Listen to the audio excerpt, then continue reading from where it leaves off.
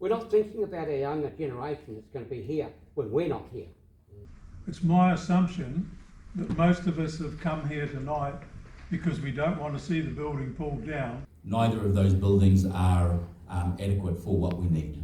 This is the confidential report written by the council. Matty, you can't read those out to public.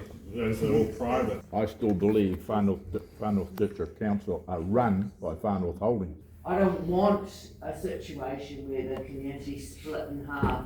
That's the reason why meetings are publicly excluded. Agreement to lease was taken off us. People need to be respectful. Excuse me, ours is the market first. But it's owned by the council, so. Which means it's owned by the people. It belongs to the ratepayers, of course. It's about communication. There's nothing you can do about it. How we can put pressure on the council to be more accommodating. I was very excited and I thought that they would be too, and we just got nothing but backlash. Now this has taken place in secrecy. Wouldn't you knock the whole building over anyway to build a new complex? We all need what they want. They have something like a laser tag or something that earns money so it could pay itself off a bit. Everyone wants consultation, everyone wants transparency, accountability.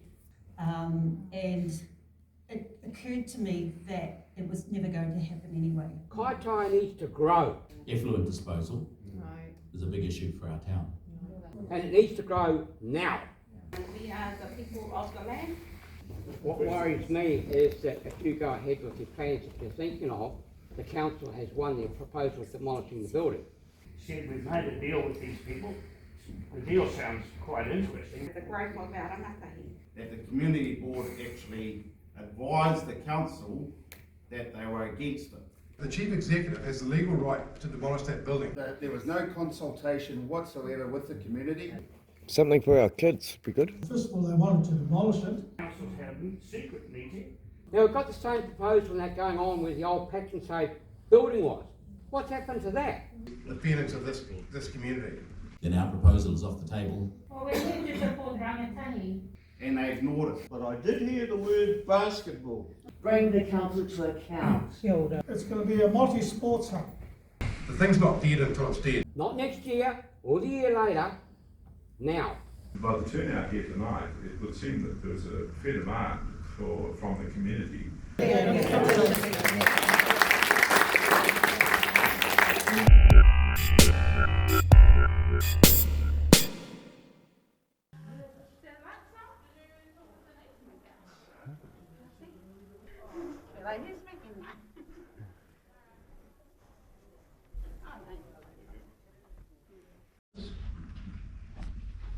And I'm very disappointed with the Far North District Council that this item was put on a public exclusion. Very disappointed that it was over 100 grand or something. So I was disappointed with that. We get treated like rubbish up here. All right, now in 2020, the Far North District Council under Far North Holdings was bought for $1.2 million of an American businessman by the name of Jerry Trussell. Now, Jerry Trussell was a great guy. He actually was the owner of the Sweetwater avocado farm. He was next door to us. And next door to Trussell was the Sweetwater aquifer with the two big bores. And yeah, so Jerry was a good man, etc., etc. In 2021, there was a rumor going around that there was a possibility that the warehouse was going to go into a supermarket. And it funneled around for a while. And 2022, I got on to Andy Knock, and Andy Knock's chief executive of Far North Holdings. And as John Carter would know, he's a good man, Andy. Straight up, and we made contact regarding a supermarket, and he said, no, it's a no-goner. So I said to Andy, look, I'll get on to Countdown, see if they're interested. And I rang this guy by the name of Mark Prentice, one of the big chiefs in Auckland. And I said to Mark, look, is there a possibility of a countdown coming up in the Kaitaia? It was pretty straightforward. He just said, well, it's not economical. Just like that. It's not economical, Matty. And he said, if we're ever going to come up into the far north, we'll go out towards whānau, East Coast. He said, that's where the real population is. So that was the end of that. Yeah. So anyway, when we went on to 2022, there was a rumour going around that there was going to, a Te Hiku basketball and recreation centre was quite interested in putting that warehouse into a gymnasium. What a great idea that is. Something we need in Kaitaia. I know, I'm an expert PT instructor and coach. We've got nothing. Just a few weeks ago, the boxing club had closed in the plaza, 100 boxes. Where they going? Nowhere. It's finished. And this Te Hiku basketball was run by a wonderful lady, Kaitaia, who did a lot of work. And Rhonda rang me, and I said to Rhonda, listen Rhonda, you need to put a deputation to whānau District Council. Put your case through, and the councils will listen to it, and hopefully we get a decision. And Rhonda did, in June of 2024. And I'm going to ask Rhonda now to come forward. She will speak to what she did with regard to the finances of getting finances for that gymnasium, and also how she was treated by the council. Thank you, Rhonda.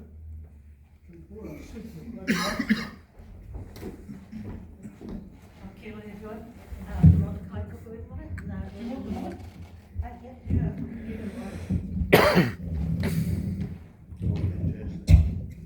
Kia ora. Ko ora kai toku ingoa, nā uri no Te Aupori, nā Takato, and Te Aupori. So in 7th of October 2022,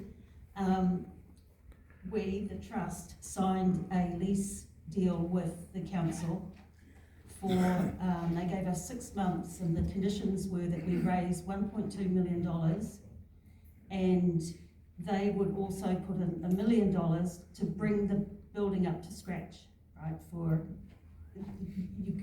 They couldn't legally lease it to us because it was not in peak condition. Not quite sure what the wording is for that. Eh? Oh, holes in the roof, HVAC systems, or the things that you need to have in a building before you can lease it legally. So they thought that, we'd be successful, and then they'd put the $1 million in, and we could buy better, if we went in as one entity. And that would have been good. So we spent the next 2 years trying to find the 1.2 million, and we had some success, but we couldn't quite get there. And then in the final year, so this started in October 22, and then in June of 24, we made it. In fact, we exceeded it by $45,000. And so I went deputation to the council, and I was very excited, and I thought that they would be too, and we just got nothing but backlash. And it occurred to me that it was never going to happen anyway. They'd given us 2 extensions, which actually gave us hope that, we'd be able to do that. And then the mayor said that it was in the CEO's hands. Thank you for coming. And no minutes were taken of any of the meetings we had, by the way. And then about a week later, I got a call from the property lady to say that they were withdrawing the lease. FNDC were withdrawing the lease, and I asked why, and she said because a lot of the money that we had raised when I say a lot, we've raised 1.245. Of that, 600,000 was from lotteries, right? So, and then there were other pledges as well, and they said that they didn't count the pledges. If they had read the contract, they would have seen in Appendix 1, 6A, that pledges were counted.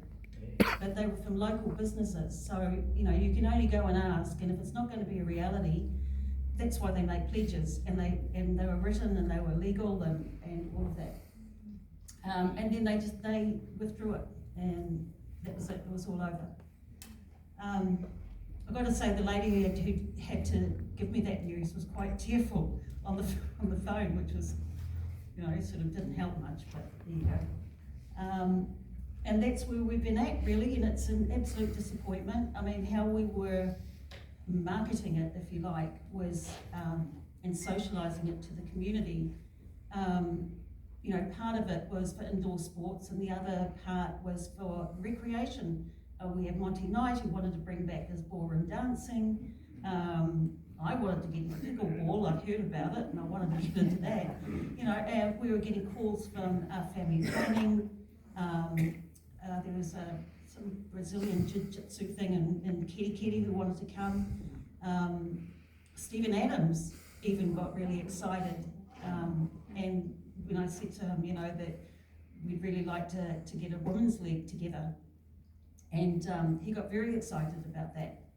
So we also worked with the iwi members as well in the offices in Runanga, and most of our board, all of our board, we represented Te Hiku iwi, so we're very careful about that. We didn't receive any funding from anyone other than I think it was Oranga Tamariki, who gave us a little bit to kick us off, and we spent that wisely. We got all the names drawn up for the interior, and it was looking pretty hot actually. It would have been great. I could walk into that building and I could just hear the cheers and the music and the, you know, kids running around, and it just would have been amazing. So to think now that, well, who knows what it's going to end up as. I mean, the rumours are is that it's social housing. We're surrounded by land in the far north, so why we would want to put social housing right in the middle of our commercial centre is beyond me, and I'm sure for many others as well. So that's where we're at, really. The building is still there today, might be gone tomorrow, who knows, but it's still there and it's salvageable and it's right in the middle of town. We were kind of challenged about the market and said, well, what happens to the market? We said, but that's the beauty of it, because people will come to the market and they'll look in the door and go, what's going on here? And we'll have people coming in. One of the first things, what really got me excited about this when I was approached was my husband and I we were on our way to the movies, and we went into the cafeteria just outside, anyway, in the library, and there were about 8 young kids there. Now this was like about 6:30 at night, and they were there on the computers, and the librarian says, well, we're closing in half an hour. And I said to my husband, where could these kids go? Why are they here at 7 o'clock at night on a weeknight on computers? You know, there should be a place that they can go and be safe and, you know, have fun. And that's what really got me started about it, and I wanted to do something about it. And so that was us for 3 years, and that was it, all over. So I think that, I don't know whether it's too late. I don't know, we've wound up the trust now, but I'm sure that there are, you know, a lot of people around who will resurrect that again, and hopefully, you know, we'll get to keep it. Is that money still available? What money? The money you... No, we had to turn it down in the end. Yeah, because there's mainly government money, and they needed to know that we were going to pick it up. But I don't think it'd be hard to resurrect it at all.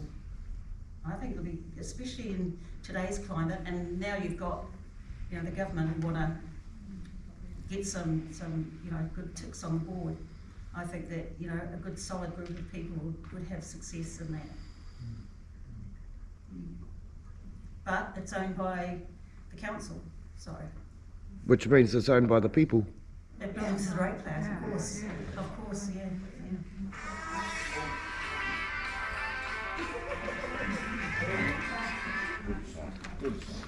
So if the building actually belongs to the district council, why has it never been maintained as ratepayers' money has paid for it? Just before, Ronnie was told that he was off, we met with, North Foundation.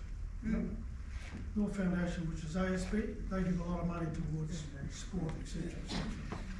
And we met in the, warehouse, and they were very, very keen on, but unfortunately that money never came through. Well, no, because They got the message too. well, the agreement to lease was taken off us. Once the council said, you know, that we hadn't fulfilled everything that we needed to fulfill, and we actually had. But they used that as an excuse, and that was it. Can I ask why you didn't call a public meeting then? Yeah, Because what it seems to me is you've kind of like wound everything up. Yeah. We're having a public meeting now. Why didn't you call it then when you got the news from the council and, you know, people could have rallied around and put some pressure on the council to be more accountable to their intent? Yeah. Because I just want to tell you, a couple of years ago, I rang the council. I'm a vendor at the market and deal with all the bad weather that we all deal with. And I thought, oh yeah, empty building. What have we, no, I wonder what's happening with it. So I just rang the council and they said, well, you know, we've got a group, basketball-based youth group. They've got a certain amount of time to raise money. But in all honesty, we don't think it's going to happen. So if you've got a plan, we encourage you to move on it. That was a couple of years ago. So your instincts of not feeling that it was supported is certainly borne out in the experience that I had. And of course I wasn't going as a single person, you know, try and develop a proposal when something's already in the pipeline. But yeah, it just seems there would have been a bit more momentum because now it feels like, to be honest, it feels like this meeting's been called not just to try and revive a prior proposal, but to combat another proposal which I fear can really split communities. So I feel really uncomfortable about that. Yeah. Well, this is just me giving you the history of what we did. Yeah, thank you. Yeah. Any other questions for Rhonda? Yes, I've got a question. Yep. Your necessity asked for by the council to raise $1.1 million for your basketball. 1.6. We exceeded that. Has anyone seen the list of requirements to bring the building back up to scratch? Yes, I can talk to that when I talk in terms of what's required by the building. Well, here's the question directly perhaps to you. Why is it that the council property holding company owns a building that they're putting up a lease that isn't compliant, and the warehouse itself has been absent for about 10 years, as a recorded mine, 10 years plus, right? So they've gone to the It was rented out for 4 years. Okay, well, up until that point, the warehouse was compliant, right? So what's happened to the building that has caused $1.2 million worth of repairs and bring it into a position where the council can now lease it? Yeah. The list of criteria, the council has Dave Davies Crowley, a junior Northern basketball, a farm artistic rugby player, and an advocate of in the indoor recreation sport. I was on, one and I were in the group that actually promoted this thing. Northern Basketball initiated the proposal. The council assessed that they would volunteer to spend about $1 million to bring the building up to a suitable level for it to be leased. Yeah, sorry. They had engineers do a structural report of the building, and there are a number of issues, such as some bracing lines missing, a few bits and pieces. The air conditioning system was broken, and so they assessed that they would put $1 million into have it re-roofed, the air conditioning put up to scratch, the structural repairs done as part of their contribution, so it was at a level suitable for them to lease to our group. And what they're going to do with it when they created a satisfactory tenant or lease? That particular offer of $1 million was based around our lease. So if we were successful in raising our funding and the project went ahead, then that would release their $1 million to bring the building up to scratch at that stage. Well, I'm a great believer there's currently a demolition clause attached to the deal I don't know much about, the social housing. That demolition clause was written on a clean piece of paper once, right? By the turnout here tonight, it would seem that there's a fair demand from the community to use the space inside the building for services urgently required, we put it that way. If I speak to that in terms of we're searching for, there's a national shortage of indoor recreation facilities, okay? Because they're expensive to build, right? So we've been searching for buildings like this that can be converted because it's a more cost-effective way of conversion. Tauranga just did a forecourt conversion in exactly an old warehouse building down there, okay? What's cool about this building is the size of it and the poles down the centre mean there's actually room on both sides for a full FIBA size court there, okay? And we use FIBA as a standard court for indoor sports, okay? So, and the building has a 6 to 7.5 metre ceiling, it's adequate that use. So to find a building that actually fits 2 courts in, that's owned by the public, that's in a perfect location in the centre of the city, we thought, you know, this is ridiculously good. All those things actually stack up really well. So that's why, yes, the building is an amazing asset in that respect. Structurally, it's really sound. It needs some tweaks and bits and pieces, but it's for its age, it's perfectly. It needs to be upgraded slightly because to go from that retail use warehouse building to a sort of a minimum spec to the use that where it was a public recreation centre, it needed to go from a level 2 to a level 3 in engineering wise. So it needed some upgrading of some bracing and things like that to do that. Okay, but it's a great building for the use that we envisioned it for, and we believe holding it down without a purpose for them to do is a destruction of an asset. Yeah, having said that, and it's probably obvious, but how part of your plans,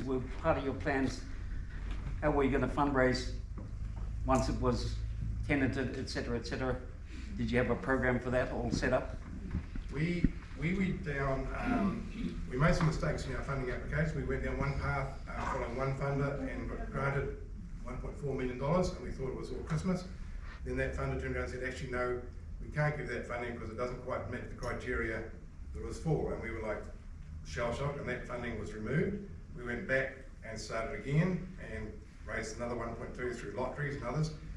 We were in discussion with Foundation North, as Matty said. Their process is great, but it's long. You have to really work through it. And we didn't jump, because we were following that other line, we didn't jump into them quite early enough. And we missed out by about a couple of months, them getting on board enough to keep the council happy. The thing that really annoyed us was, and this comes back to the senior management, or should I say the CEO of the council, not really wanting it to happen. We were put under quite a lot of time pressure. Okay, for example, the 2 big facilities for sport, like the swimming pool complex down there and the new sports field in Kaitaia, right? Those projects were both of them in the plans for over 10 years. Planning, raising funding, right? And they only came about because of the PGF fund, and they happen. But it takes that long sometimes to get these type of projects funded and over the line. We were given like 12 months to come up with that amount of money, right? Which in the reality of a funding market, we got really, really close, and I agree with Ron, we thought we were there. Part of the thing, we also had spent $200,000 of funding on our project. Again, the chief executive refused to acknowledge that $200,000, which would have put us well over the barrier, okay? But you can't put this type of project under a time period and say, oh, you've got to have so many $1 million within this time frame when you're raising money from funding organisations. They just don't work to that type of time schedule. You know, you just got to go through the process, and we got beaten by the timing and a bit of bad luck in some things. Yeah. Could you not, as part of what's going on in there, have something like a laser tag or something that earns money so it could pay itself off a bit? Oh, definitely there were strategies. Those incomes are necessary for, those incomes are necessary for your operational expenses. So yes, there are all sorts of plans to have those things going, but you need those incomes for your yearly operational expenditure. Matthew, are people aware of what the building inside is like now? I'm not talking this era, but do there people in the community realise what that building is like? Yeah. But it's pretty, it's been broken into, pretty sound building. copper wires being stolen and all sorts of things, so I can imagine that was a nightmare. That won't help, but yeah. No.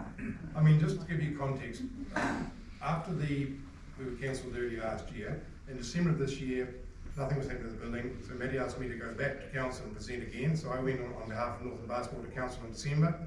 I had a 5-minute or 10-minute speaking slot. Again, and presented saying, hey look, there's still nothing happening in that building, we still think this is a really good idea. We're still keen to actually put something together, we think the community needs it, and did a presentation, okay? Didn't hear squat back from council following that presentation. But at the end of the day, and why we're still here today, the thing's not dead until it's dead, until that building's gone or whatever, right? And we're still saying, we believe that this community deserves a facility like that, and so basically we're still fighting until there's no last trust. And yes, it is getting close to the end, but it's still alive at the moment, and so we're still prepared to fight for it to the last bit. Can I ask a question about forecasts that you had? So the first step was to get the 1.2, which would be matched with the council million to get the building up to code so that a legal lease could be entered into.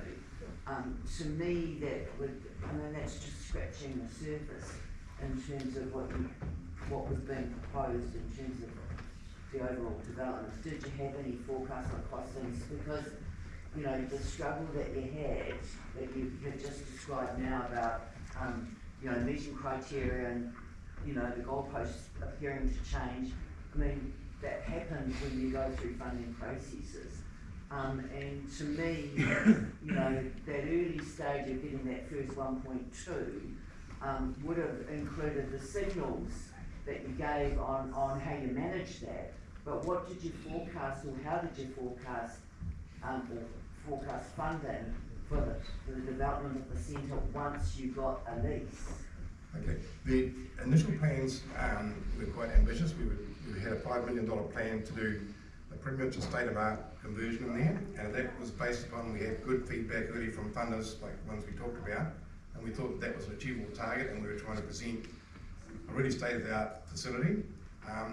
When it came crashing down after that, we revised things down, and basically the revised proposal was about a total of 3.4, including the council's million, and about 2.4 to 2.8 from us, to do a paired back facility, which didn't include raised mezzanines and then raised seating and things like that.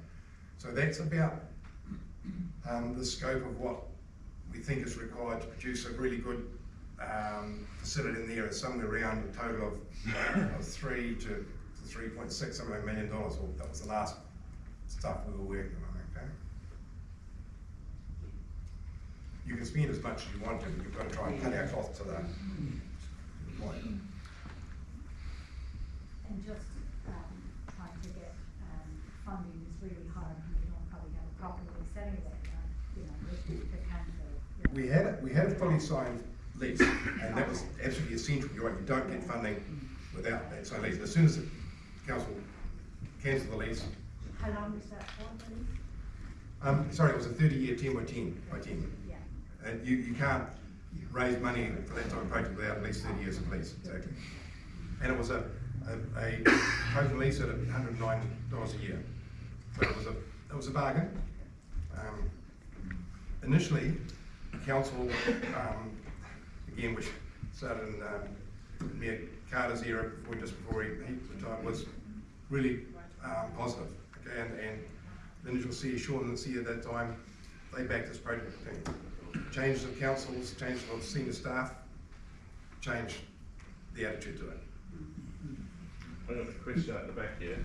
If it was 30 years by 10 by 10, and say the lifetime of the building looks like it could only last another 5 years, wouldn't you knock the whole building over anyway to build a new complex?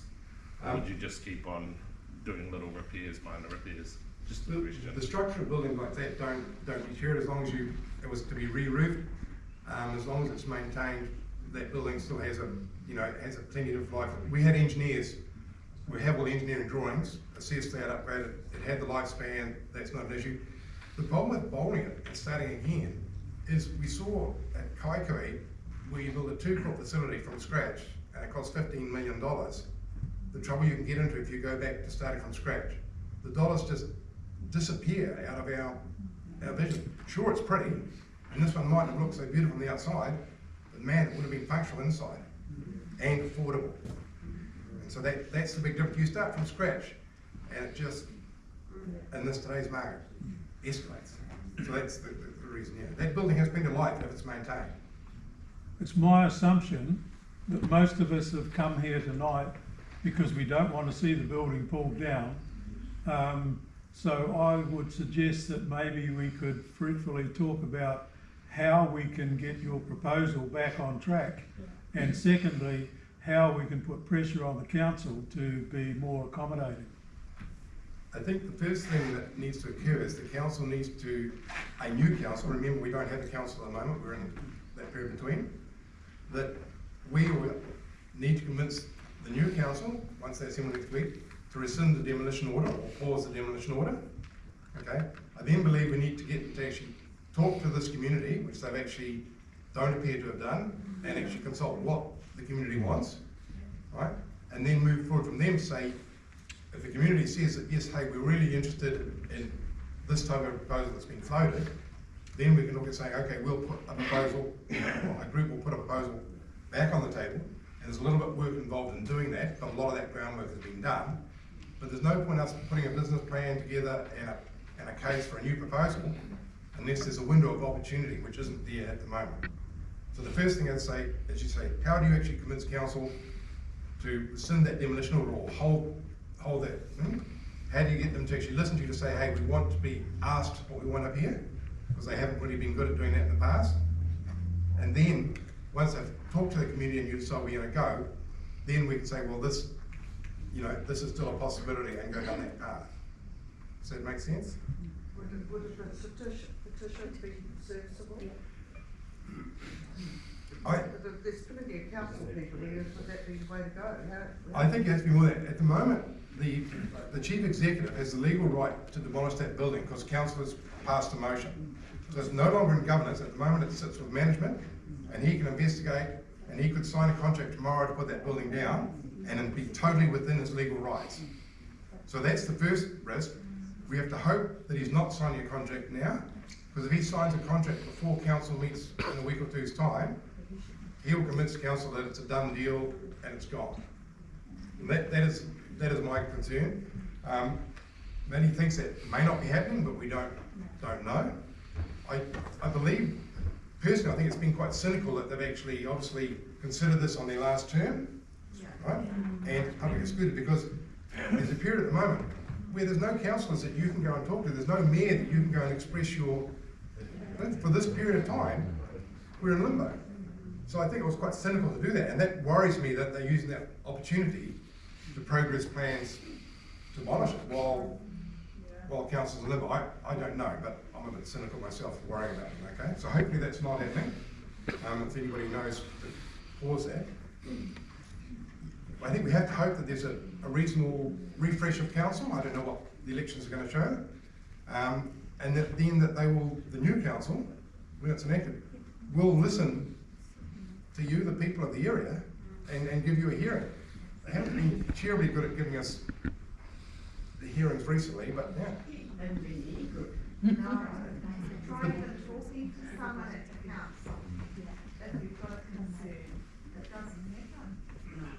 So how do we go about actually impressing upon the new council in a week or two's time the feelings of this community?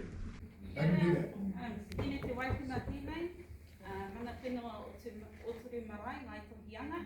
And I just want to make the point in regards to the land that the building is on. It is under claim with our hapu. We are the people of the land, and the building that's sitting on our whenua, I just want to make that point clear that council do not entirely own the authority around it. So I'm here on behalf of my hapu and my people to put that point across that in every decision that is being made here, and now it all here, that it is being transparent with our hapu, and also the marae and our people of this whenua. On that note, as I had said, that council do not entirely authorise what happens there on our whenua. So in that regard, through my hapu and my people of Oturu Marae, I want to hear from Pika, because in actual fact he was the one that brought us here together. Pika sends his apologies, he's okay. stuck in Tauranga, okay, but he did a whole lot of activating from there because he again was a passionate member of our initial group, obviously a very strong supporter of sports in this area.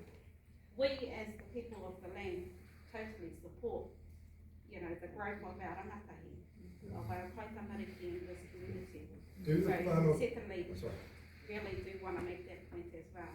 Do the Whānau District Council recognise your claim on that? Not at this stage.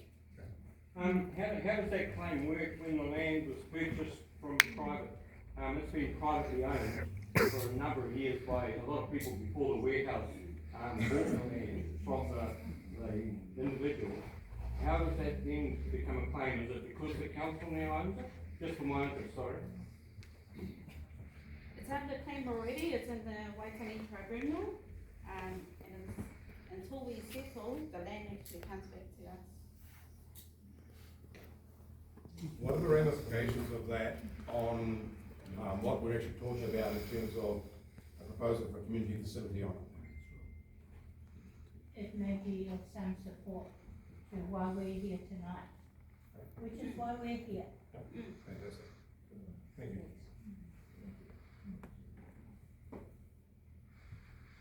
Thank you for that, Robert. Thanks very much. Yeah, after Dave gave his deputation, it was discussed, and he's right, they never ever got back to it. Then another group came, and it was an iwi group, known as ANT.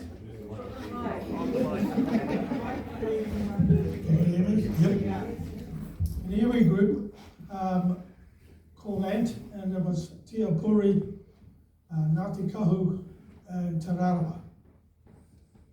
And they wanted to do something with the warehouse, and first of all they wanted to demolish it and put their own building down. So I've got Tipene here, and he'll have to come forward. Tipene, are you here? If you can come forward and explain what... Is now appropriate? I realise that one of the comments before was that the majority of the people are here to explore the council's I think you actions. should come. No. You happy for me to come Means now? nothing. Yeah, sure.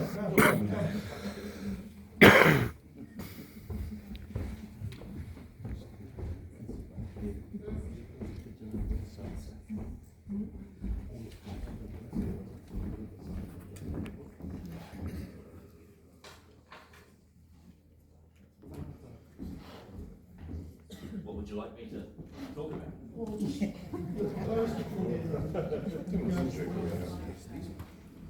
Good everybody. Kia ora. Nice to see all your smiling faces tonight. Speak into the microphone. My name is Tipene Allen. I work for the Opoti Ngāti Kahu Te Rarawa Trust here in Kaitaia. We hold 3 iwi names from the north here. We're not an iwi organisation, we're a charitable trust.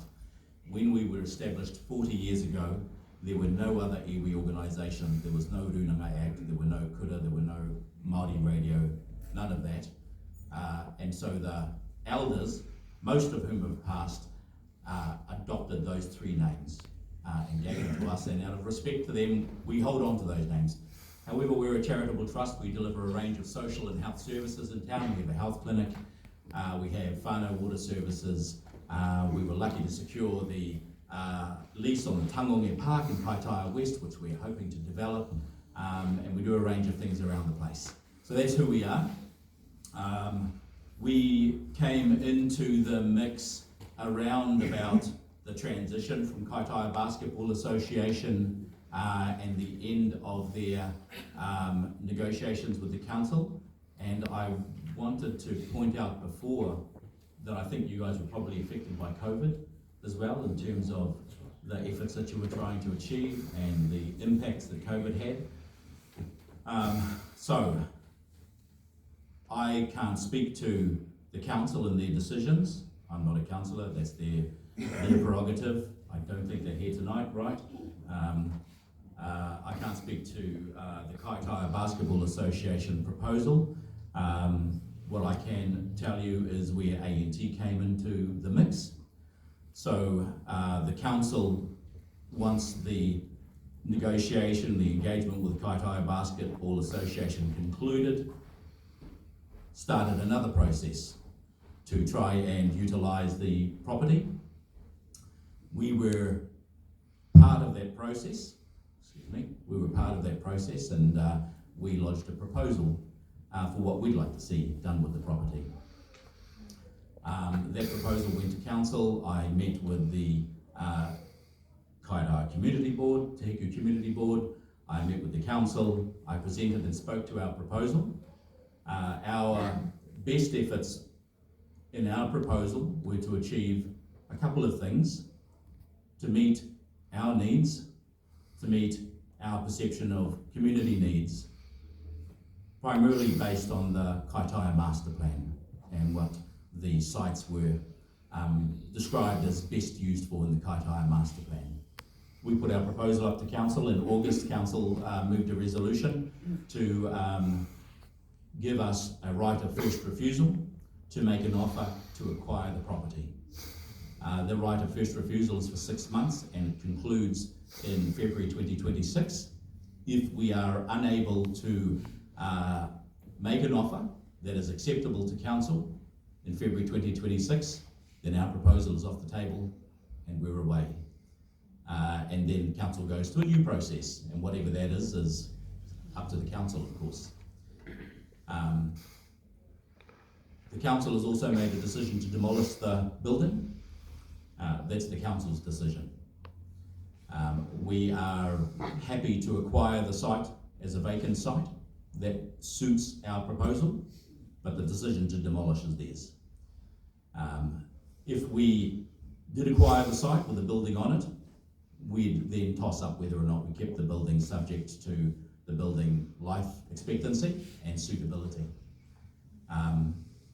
So that's where things are. We are right now developing the business case and the funding and the backers and the capital and the finance for the facility that we would like to build on the site. Subject, of course, to community action, interventions with the new council as discussed. Subject to the success of those things, we'll continue to follow our path. I'm here to hear and understand your concerns. ANT Trust is a part of this community. We value this community. If the community has concerns with what we're proposing, then I'm here to listen to those and endeavour to factor those into our planning going forward to the best of my ability. So that's where we're at. I'm happy to take any questions and answer them if I can, knowing that there is commercial sensitivity around some of the development proposal. Particularly, can you tell the audience here what your proposals are? Yeah, sure. That's important. Yeah, absolutely. Okay, so our proposal for the site is this. We currently have a health clinic on North Road in our old little manawhare that Hone used to occupy once upon a time. We run our social services out of the old ASB Bank building on Commerce Street. Neither of those buildings are adequate for what we need. So primarily, we wanted to acquire that site to amalgamate our services. We're also in a growth mode and bring our services together and raise the level of offering that we're able to offer to Kaitaia community. So primarily an amalgamation of our services. As has been spoken about today, the site needs revenue and income in order to make it feasible. As a primarily government-funded organisation in a government environment that's prone to not providing funding, as KBA came across as well, we decided that it would be prudent for us to have commercial revenues available so that we can lift our ability to engage with the government more equitably instead of going hand-in-cap funding. So we have factored in a commercial 22 apartment facility on the site, targeting personnel from the health, education and civil sectors on the basis that we have regularly received calls, teachers, nurses, doctors wanting to move into the area with nowhere suitable to stay because Kaitaia's rental accommodation stock is aged, dilapidated, leaky. So we're proposing a 22 apartment commercial apartment on the site. Our headquarters, 2 separate buildings. Commercial apartments will be treated as a separate entity, generating commercial revenues. The ANT headquarters will be a 3-storey building. On the ground floor, our headquarters, our clinic, therapy rooms that hopefully we could make available to the Kaitaia markets on a Saturday to enhance the Kaitaia markets. Floor 1 will be accommodation for elders, 7 apartments, affordable rental apartments for elders. Floor 2 will be 9 affordable rental apartments for solo mothers and their children. We're trying to restrict the tenant cohort for that particular building to our eldest and our youngest, who are in need of affordable rental accommodation. We're not talking emergency housing or social accommodation or anything like that. They will be commercial, affordable rentals. We put them in that building because we can wrap support and service around them. So 2 buildings, headquarters, elders, solo mums and their babies, separate building, commercial apartments. Then we're looking to put another 2-storey building on there that'll either be some type of retail, possibly small grocery type retail, cafe, community training rooms, potentially hospitality training rooms associated with the cafe, possibly community office space for lease. So that's the 3rd building, and the 4th building will be a community conference facility that'll be digitally enabled and available for the community to come in and utilise in this fenced, gated, contemporary, multi-use complex in Kaitaia. So that's the proposal. We're looking to install parking into the building itself on the ground floor so that we don't impact the public parking facility. Part of the council requirements, if we are successful in lodging a proposal, is that the public parking remains.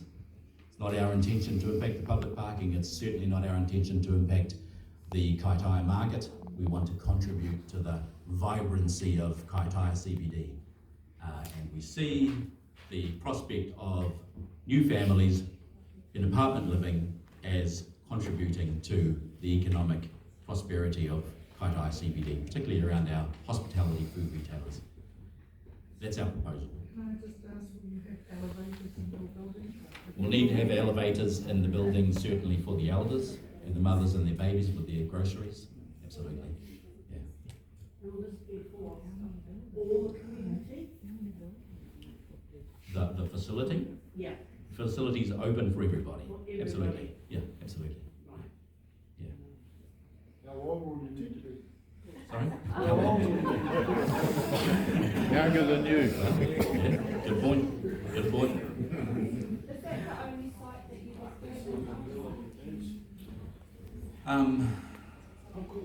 That is the only site that we looked at in Kaitaia, yes. Well, sorry, we did look at our current property, which is the ASB building, but it's not, doesn't quite meet our needs. There was the prospect of going up a couple of floors there, taking up the whole back car park, but it's, our feeling is that a new build is better for us and better for the community.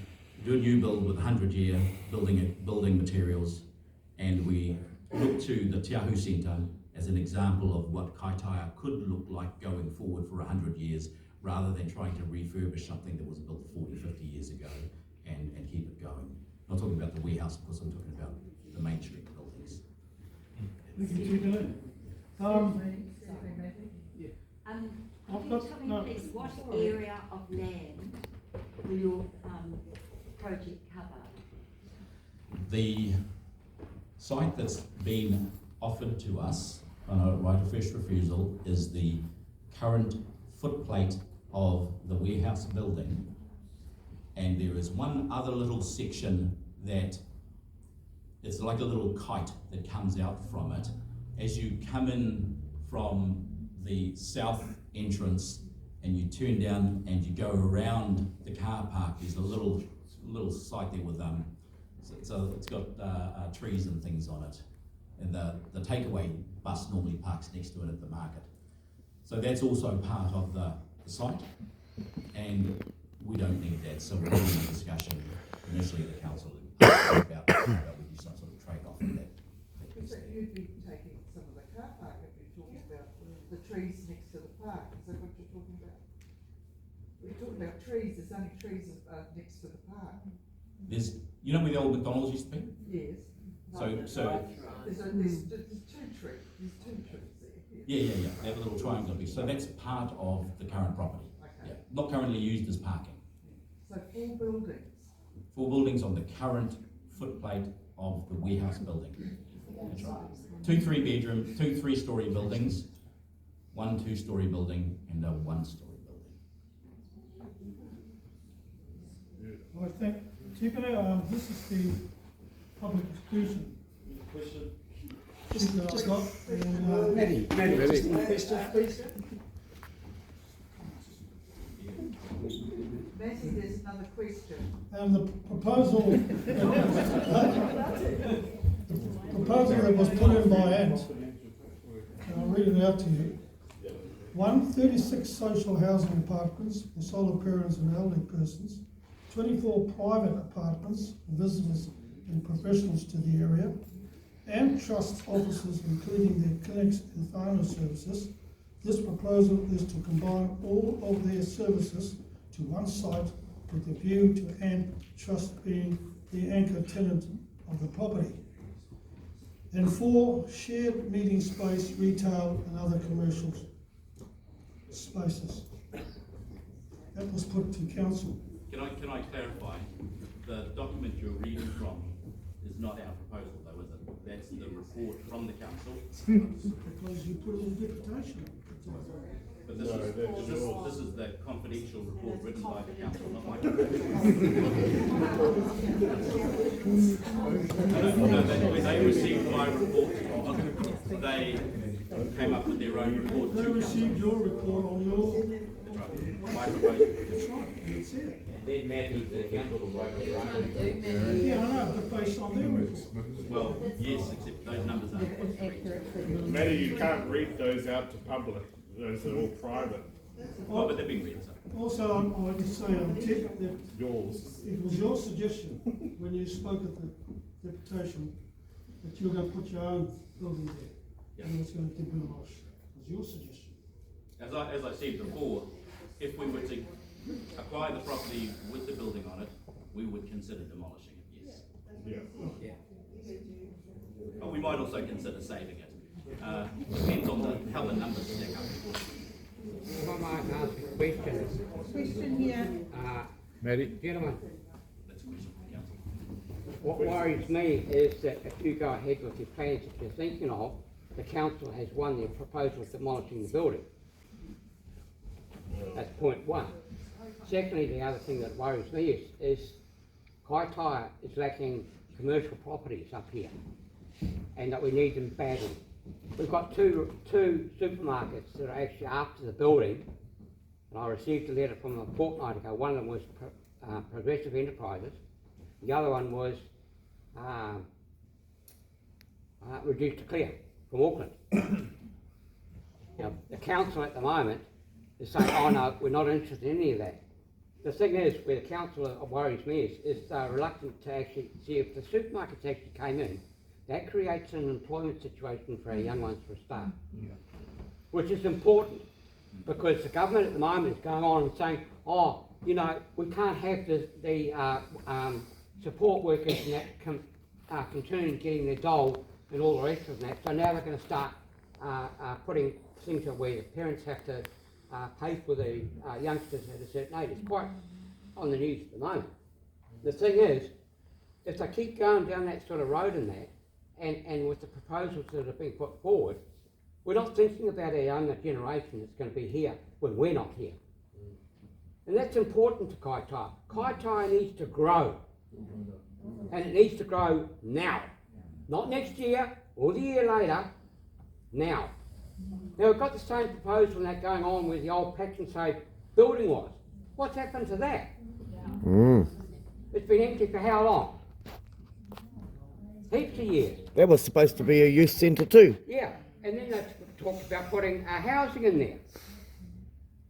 So Progressive Enterprises wanted to buy the land there and build their own building there. The council turned and said, no, we don't want them up here. That's the attitude of the council that we're dealing with. And all of us here need to get in and say, right, we're sick of this. It's time we put new people in and do something about it, because we can't wait any longer to get things done. Time is ticking on.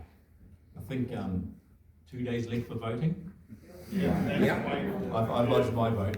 Yeah. I can't respond to your concerns, which are broad and probably more directed at the council. I understand that. Yeah.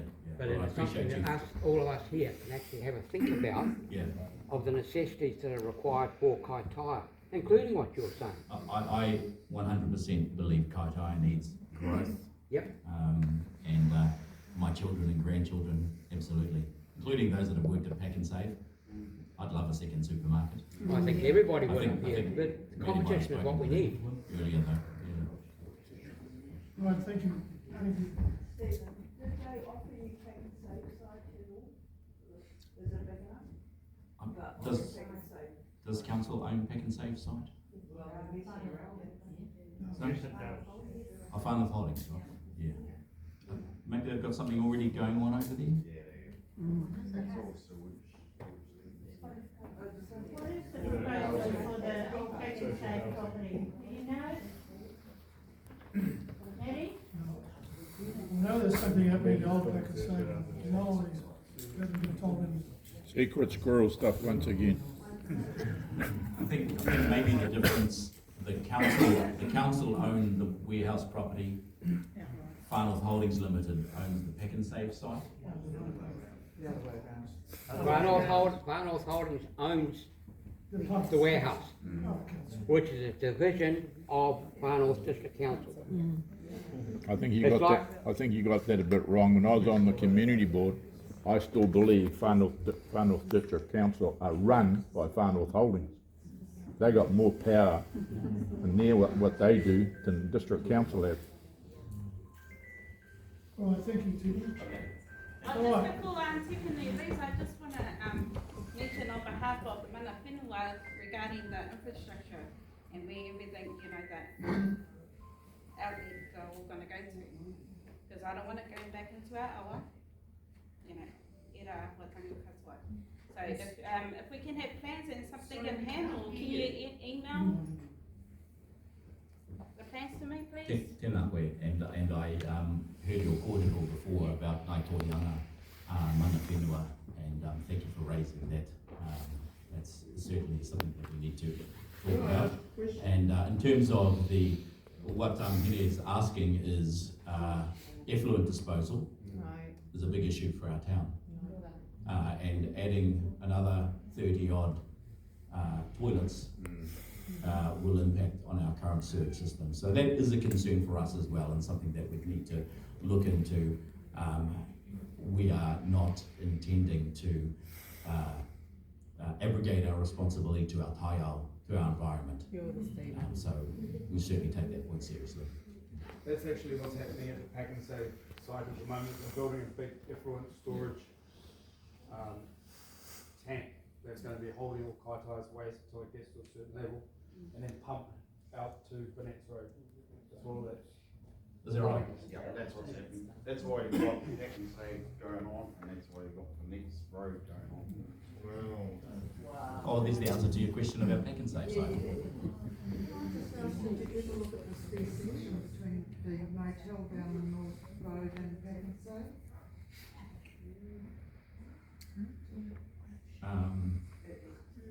Motel on North Road, the Northerner? No. Yes. North of there, That's right. on the north side is a spare section which is really quite long. Yes, no, we didn't look at that site. Is that also owned by the council? No. No, okay. We've been quite interested in the warehouse site for some time, but have been biding our time while the council decides what they want to do, works through the previous proposals, and when it became available, then we approached them about it. So no, we haven't. So the council never put out an expression of interest for that area, Matty? No. I think, Matty, one of the problems that we're here for tonight is about communication. The council went into secret hiding, had a meeting, said we've made a deal with these people. The deal sounds quite interesting, don't get me wrong, I'm not saying whether I like that or not. What I'm saying is that if I wanted to build 36 units on my property out at Okawa Estate and do all the things that you want to do, can you imagine the hoops I'd have to jump through to get to that? And do you imagine the amount of consultation I'd have to do with all my neighbours and all the associates and the business and so forth? All those sorts of things would take place. Now this has taken place in secrecy, and the council's had a secret meeting, shut everybody up, and said, well, now we've made that decision. And you can understand there's quite a bit of anger in this room about the council not actually talking to the ratepayers who actually got to pay for all this stuff. Yeah, it's obvious by the attendance tonight. The caring concern. Oh, no, and I can't receive it either. I'm not the mayor.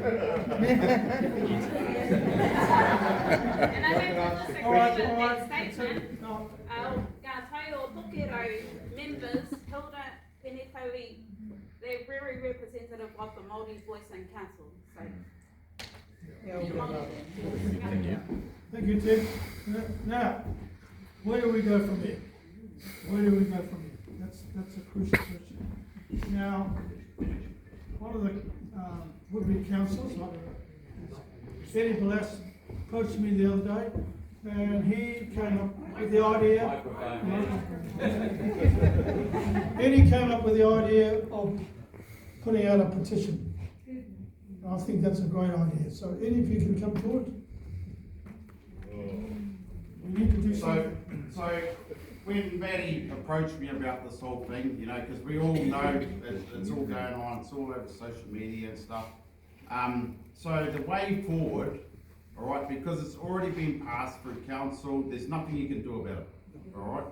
It's already been ignored by the community board, and we don't. A lot of you don't know about that. That the community board actually advised the council that they were against it. Okay, so that's our voices in our community. All right, and they're advising the council to say, hey, let's think about it. Let's do this. and this is our voices in our own community that are next to you in the pub, next to you in Pak'n'Save, next to you in the clothing store, that are saying to our councillors, hey, let's lie this on the table, let's think about it, let's go about this the right way. And they ignored it, all right? So I said to Maddie, the way forward about this for community is to do a petition, and if you want signatures on the paper, then this is the way to do it. Signatures, all right, speak. Voices speak.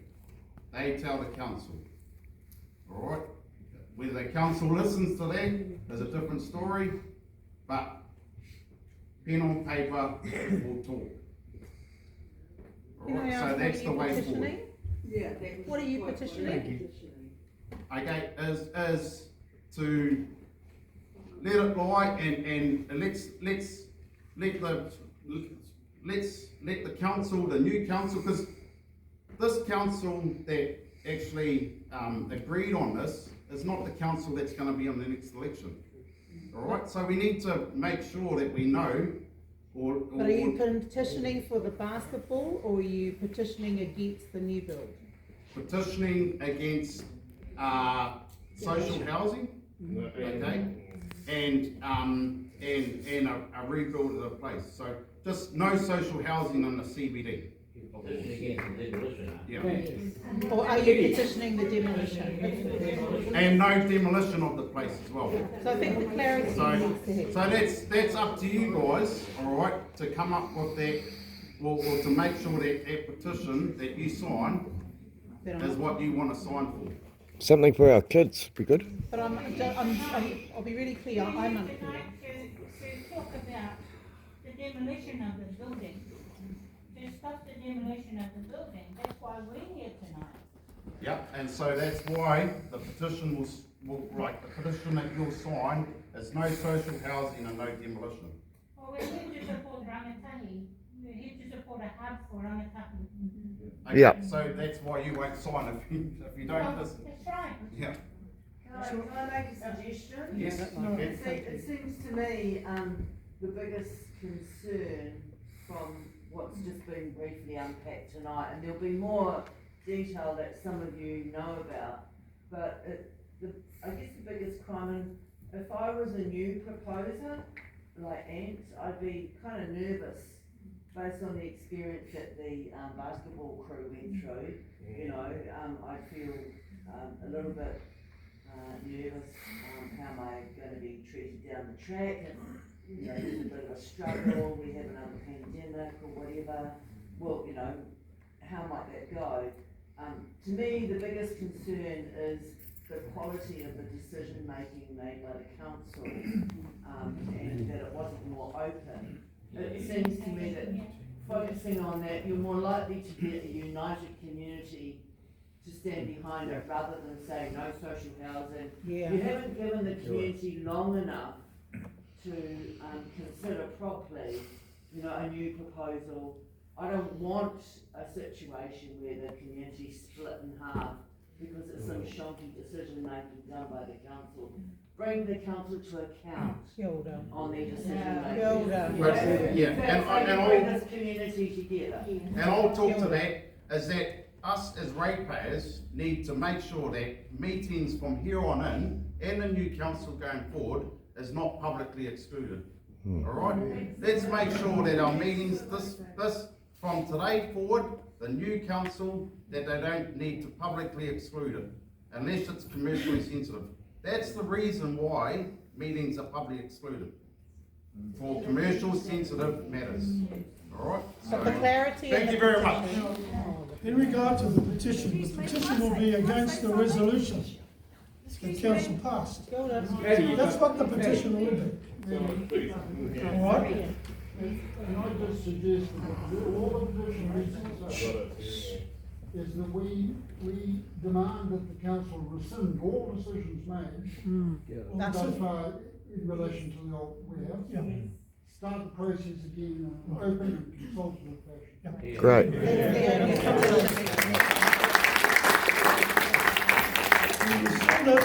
The start again. That's it. And that's what our position is gonna be. There's no other way. I mean, before they made this, voted on this resolution, there's quite a few points. I said to them, listen, before you do that, you've counselled the community now. Why don't we give the people in Kaitaia one more opportunity? Just one more opportunity. Wipe me. Just wipe me. I'll just finish. Yeah, I'm probably coming in from left field because I had great difficulty hearing everything that's going on. But I did hear the word basketball. That's the only thing I'm interested in. Nothing else. The thing is, are we still in the mix? That's all I want to know. Yeah, we are. Right, I'll pass that on. See, I'll just go back to Dave. Dave, it's going to be a multi-sports hub, which is not only basketball, but badminton, indoor soccer, and culture and all that stuff. So that's the type of building it's going to be. Maybe you want to make the petition simple. That's right. Mm. Rescind it and allow the community to have a say. Yep. It's just that simple. Rescind that motion, which is what we said, and allow the community to have a say, have another go. Simple. Keep it simple. Otherwise, it'll get all bloody complicated as it's laid. So how do you want it, John? Just simply put the resolution be rescinded. Rescinded. And the community have the opportunity to present to council again. Boom.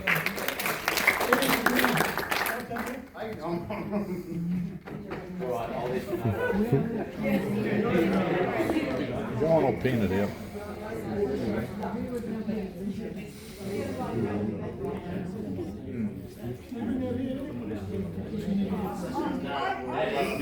Or else we can leave it. Mary. I just want to say that sitting here as a newcomer into the community, people need to be respectful. And if anyone's going to do a petition, it has to be professional and respectful. That's all I have to say. Thank you. Which it will be. Which it will be. You don't have to help draft it. You don't have to help draft the petition yourself.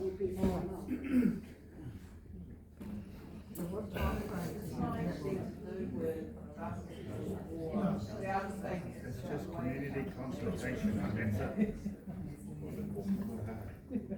So where will our centre point be, John? Community consultation, that's the second point. It needs to be done. So if we want people to sign it, everybody. Where do we go? Online. Online? You happy with that? Yeah. The council officers.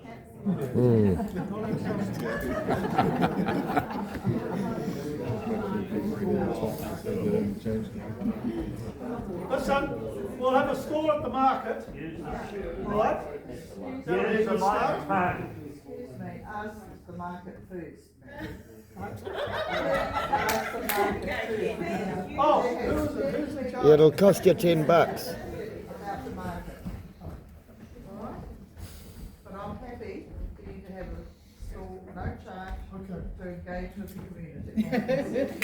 Josh, do you want to say something? Yeah, I have a question just to clarify, Maddie. Who's actually going to lead the petition?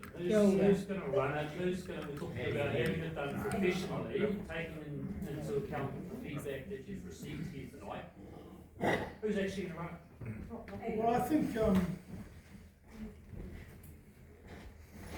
think Josh, it's time for me to quit. I've been at 15 million years, and I'm not going to, don't want to let anyone down, but I've just had a gutful. I think we need new blood to keep this going. That's up to you people, who you want, etc., etc. That's a good question. Who wants to do it? Is anyone here who wants to? Well, if I get a mandate and I get elected, then I've got to be neutral. So, unfortunately, that's You're allowed to represent your community. I think any you should be represented. Any in the community. What about you, Josh? Yeah, go on then. Kia ora koutou, Josh Kirby, Chair of the Kaitaia Business Association. Kia ora, Josh. We're actually very interested in both proposals that have been portrayed here tonight. Yep. Both of them are community, both of them have commercial elements. I'm quite keen to take it back to our committee. We'll have that conversation and we'd be happy to lead it. And obviously happy to engage with anyone here in the community who wants to share thoughts or comments, etc. We'll put a draft together, we'll send it out to the community, we'll make sure we hear your voice. Happy to vote you then, Josh.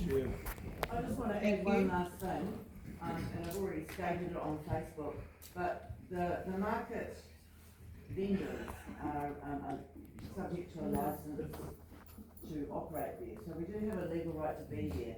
So we do have an entity, and we should be consulted with, and it hasn't happened. And we all work bloody hard for this community, and people feel really unsteady and like shit at the moment. So just put it in the forefront of your head, okay?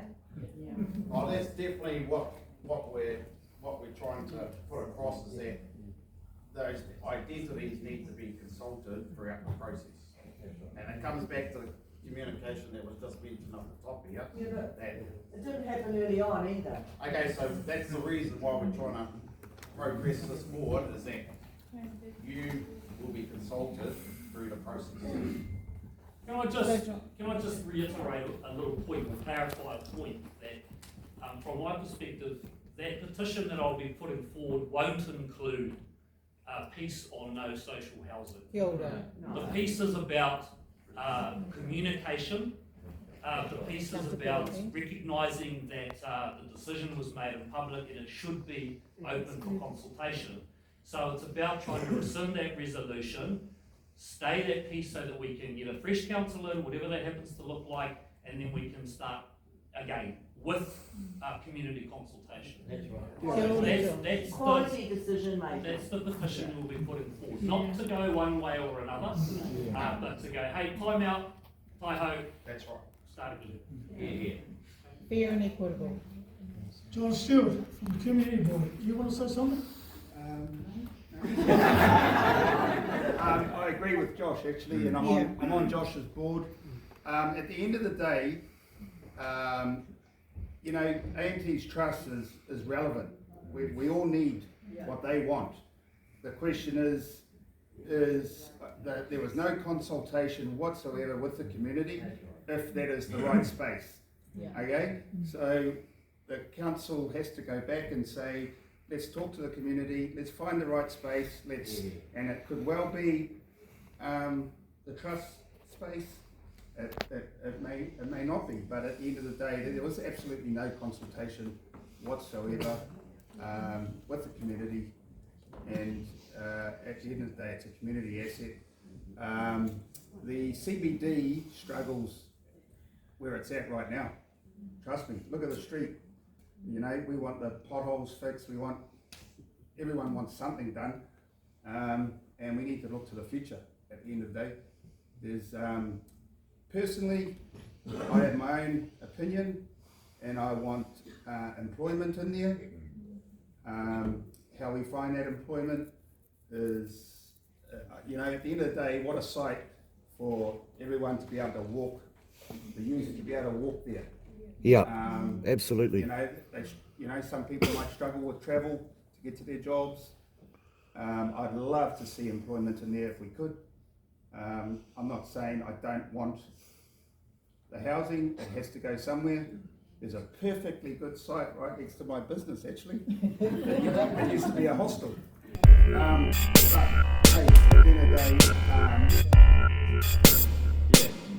day, let's hear what everybody wants, and let's council for a change make a decision that is community minded instead of a small group of people deciding on a very important future. No, I agree. Maybe. I just want to reinforce what John said.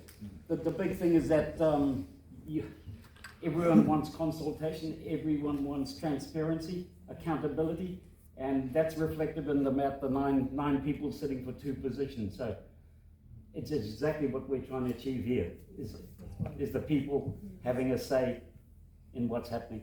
So, kia ora. Sorry, Bill, I never. From community board. All right, we'll leave it at that. Thank you all very